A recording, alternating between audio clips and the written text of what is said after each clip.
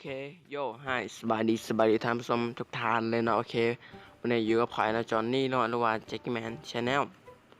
นี่เลยตามนี่เลยก็คือข่อยลินจบไปแล้วเนาะฟีฟ่า14จะเป็นที่1เนาะห้อยเก้าคะแนนเนาะ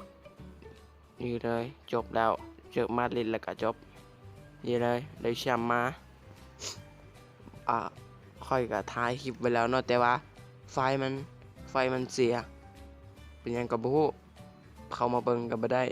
อัดไปเรียบร้อยแล้วเนาะแต่ว่าบ่ได้ก็โอเคบ่ได้ลงนะโอเคบ่เป็นหยังคลิปนี้ก็สิมาแจ้งเตือนให้ฮู้เลยเนาะว่าบ่มีแล้วเนาะ FIFA 14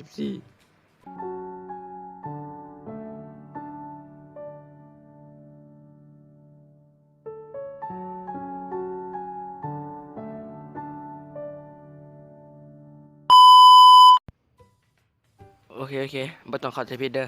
บ่แม่นสิห้องให้เนาะคือมาแจ้งซ้ำนี้แหละก็จบลงไปแล้วกับฟีฟ่า14เนาะดนก็อาจสิกลับมาเล่นอีกเทื่อนึงเนาะเดี๋ยวนี้ก็ลบเกมลบอย่างไปแล้วเลยก็เล่นเกมใหม่เนาะเกมลิงก์กันนั่นแหละประมาณนั้นอาจสิมีลงไปแดนเนาะเกมยิงกันนี่ที่โดดมาใหม่